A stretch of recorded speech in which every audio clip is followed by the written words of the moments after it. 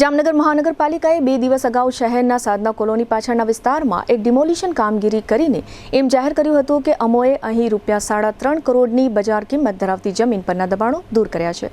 પછી આ મામલામાં મોટી પલટી લાગી ગઈ છે। આ જગ્યા પરથી 3 મકાનો અને 3 દુકાનો હટાવવામાં આવી હતી। આ મકાનો પૈકી એક મકાનમાં વૃદ્ધ આહિર દંપતી રહેતું હતું। આ મામલો સોશિયલ મીડિયામાં આખા ગુજરાતમાં ચગ્યા બાદ જામનગરમાં આહિર સમાજનું સંમેલન યોજાયું હતું અને સૌએ એક અવાજે કોર્પોરેશનને ખાલી કરાવેલી જગ્યાના સ્થળે ફરીથી આ વૃદ્ધ આહિર દંપતીનું મકાન પુનઃસ્થાપિત કરવા માટેની જાહેરાત કરી દીધી છે અને એ જ રીતે મહાનગરપાલિકાની કામગીરીને ચેલેન્જ કરવામાં આવી છે। આહિર સમાજના સંમેલનમાં આહિર સમાજના પ્રમુખ રણમલ કાંબરિયાએ મીડિયા સમક્ષ એમ જણાવ્યું હતું કે મહાનગરપાલિકાએ ગેરકાયદેસર રીતે આ ઓપરેશન કર્યું છે। જામનગર શહેરમાં અસંખ્ય ગેરકાયદે બાંધકામો છે। અસામાજિક તત્વો પણ ગેરકાયદે બાંધકામો ધરાવે છે। રણમલ કાંબરિયાએ આક્ષેપ કરતા વધુમાં જણાવ્યું હતું કે જામનગરના એક બિલ્ડર જમન ફળદુની જમીન આ વિસ્તારમાં આવેલી હોય મહાનગરપાલિકાએ આ જગ્યાઓ ખાલી કરાવી છે। આહિર સમાજના ભાઈઓએ આ વૃદ્ધ આહિર દંપતીના મકાનને ફરીથી સ્થાપવા માટે પથ્થરના બેલા ગોઠવ્યા હતા એવું પણ વિડીયોમાં જોવા મળી રહ્યું છે। આહિર સમાજના આ સંમેલનમાં સમાજના પ્રમુખ રણમલ કાંબરિયા ઉપરાંત જામજોધપુરના ધારાસભ્ય હેમંત ખાવા, જામનગરના 2 પૂર્વ ડેપ્યુટી મેયર પ્રવીણ માડમ અને કરશન કરમુર તેમજ પૂર્વ સાંસદ વિક્રમ માડમ સહિતના મોટાભાગના આહિર અગ્રણીઓ સંમેલનમાં હાજર રહ્યા હતા અને એક અવાજે મહાનગરપાલિકાની દબાણ હટાવ કામગીરીને ચેલેન્જ કરી હતી। આ મામલો સમગ્ર શહેરમાં ચર્ચાનો મુદ્દો બન્યો છે। આહિર સમાજના પ્રમુખ રણમલ કાંબરિયાએ મીડિયા સમક્ષ એમ પણ કહ્યું છે કે હવે પછી મહાનગરપાલિકા ક્યારેય કોઈ પણ જ્ઞાતિના ગરીબ લોકોને આ રીતે રાતોરાત રોડ પર ન લાવી દે તેવી વિનંતી કરવામાં આવે છે અને આ અંગે કલેક્ટરને પણ આવેદનપત્ર આપવામાં આવશે। આ સમગ્ર વિષય અંગે આહિર સમાજના પ્રમુખ રણમલ કાંબરિયાએ આપેલી વિગતો પ્રસ્તુત છે।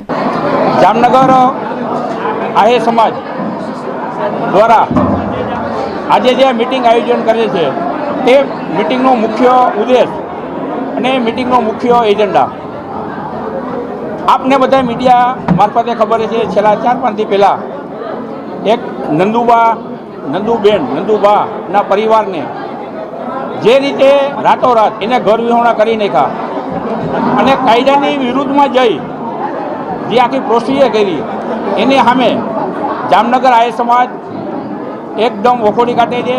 એની સામે ઉગ્ર પગલાં લેવાય એના માટે મિટિંગ કરી હતી। હું પ્રેસ મીડિયા માધ્યમથી સરકારને કહેવા માગું છું કે જામનગરમાં એવા અનેક બાંધકામો ગેરકાયદેસર છે, અનેક બાંધકામોને અગાઉ નોટિસો આપી છે, પણ આ જામનગરમાં એક વૃદ્ધ દંપતીને એક જામનગર મહાનગરપાલિકાના કમિશનરની બદલી થઈ છે। કમિશનની બદલી થયા બાદ આ અચાનક આખા જામનગરમાંથી આ એક વૃદ્ધાને અમને માહિતી મળી અમુક મિત્ર દ્વારા કે જામનગરના બિલ્ડર જમન ફળદુની જમીન પાછળ આવેલી હોય એ જમીનમાં આગળના રસ્તો આ લોકો રહે છે। છેલ્લા 40 વર્ષથી આ દંપતી પરિવાર ગરીબ પરિવાર અહીંયા રહે છે।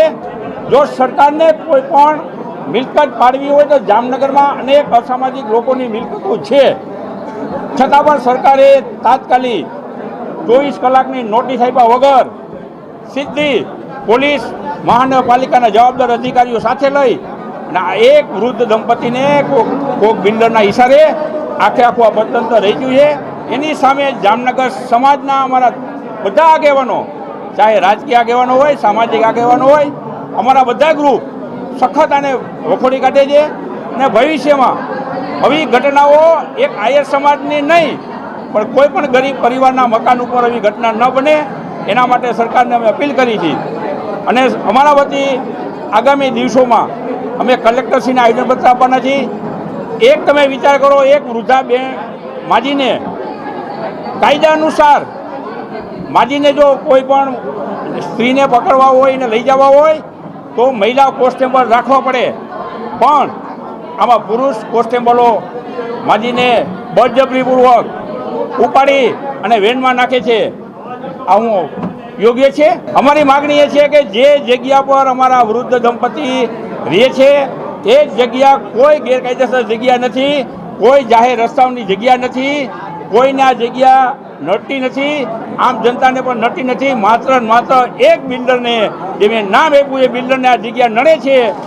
એટલા માટે એ વૃદ્ધને પાછું એ જ જગ્યા પર પુનઃસ્થાપિત થાય એના માટે સમાજ જે કોઈ પણ ભોગે કોઈ પણ કરવું પડે એ અમારો આયસ સમાજ આમાં તૈયાર છે.